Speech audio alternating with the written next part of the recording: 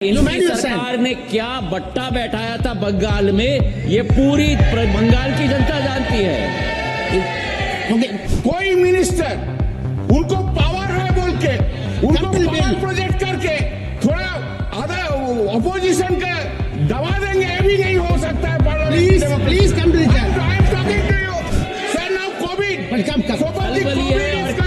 Sir किसके चेहरे पे खलबली है और किसके चेहरे पे मुस्कुराहट है, आप स्वयं देख रहे हैं। सुन लीजिए ना, आप बहुत सुंदर दिखते हैं। प्लीज जी, आप बहुत सुंदर दिखते हैं। ये नहीं है जो आप सुंदर आदमी है। ही फर्स्ट अटैक मी पर्सनली। चेहरा में खुलबुल आ गया तो चेहरा में क्या हो गया आपको? चेहरा में आप ब्यूटी है बोलकर जो मर्जी वो बोल देंगे। हाँ, एक मिनट। अरे जो ब्यूटी, हम आपका माफिक देखने नहीं है तो क्या करेगा भाई? आप बहुत ब्यूटीफुल है, बहुत हैंडसम है, बहुत सुंदर है, आप लेडी किलर है, वो सब हम जानते हैं। नमस्कार। तो खास बात ये कि संसद में तृणमूल कांग्रेस के सदस्य कल्याण बनर्जी ने केंद्रीय मंत्री ज्योतिरादित्य सिंधिया को लेडी किलर बोल दिया। उनके परिवार पर व्यक्तिगत टिप्पणियां की। सिंधिया ने भी आपा खो दिया और कहा कि इस तरह की बात हुई तो वो कल्याण को बोलने नहीं देंगे। तो आखिर ये लेडी किलर होता क्या है?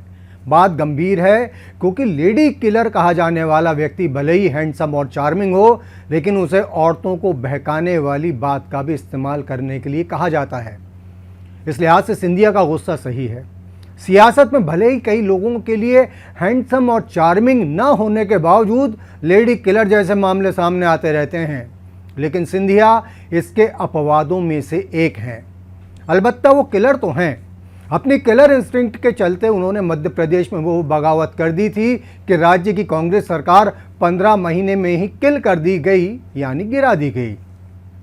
सिंधिया ने इस किलर इंस्टिंक्ट के जरिए कमलनाथ सरकार के ताबूत में जो आखिरी कील ठोकी थी, वह कील कांग्रेस बीते विधानसभा चुनाव में भी नहीं हटा सकी।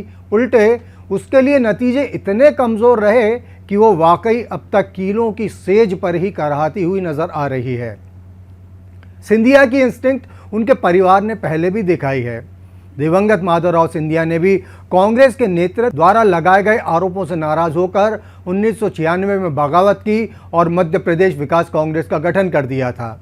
ये वो समय था जब राज्य से कांग्रेस के ही एक और दिग्गज नेता अर्जुन सिंह ने भी सिंधिया की तरह पार्टी छोड़कर तिवारी कांग्रेस बना ली थी। नारायण दत्त तिवारी भी उनके साथ थे। लेकिन सिंधिया का दम ऐसा रहा कि 2 साल बाद जब वो पार्टी में लौटे, तब तत्कालीन अध्यक्ष सीताराम केसरी ने मीडिया के सामने सिंधिया से गले लगते हुए इसे भरत मिलाप की संज्ञा दी थी।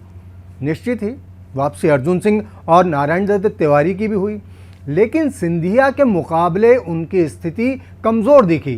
कैसे? तो बता दें कि सिंह और तिवारी के कांग्रेस में फिर से आने पर एक अंग्रेजी दैनिक ने कार्टून प्रकाशित किया था। इस पर कांग्रेस मुख्यालय के पीछे वाले हिस्से में सिंह और तिवारी परेशान बेहाल बैठे दिखते हैं और मुख्यालय के उसी जगह वाले दरवाजे को खोलकर केसरी कटाक्ष वाले भाव के साथ इन दोनों को अंदर आने के लिए कहते नजर आए, जबकि सिंधिया को भी मुख्यालय के भीतर से हंसते हुए दिखाया गया था। इस कार्टून के वाली बात से आप समझ ही गए होंगे कि सिंह और तिवारी के मुकाबले सिंधिया को पार्टी ने किस तरह हाथों हाथ लिया था।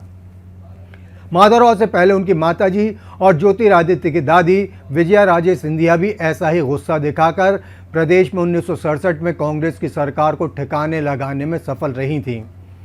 कुल मिलाकर सिंधिया परिवार यदि अपमान पर गुस्से से लाल हो जाता है तो उनका ये गुस्सा फिर रंग भी लाता है।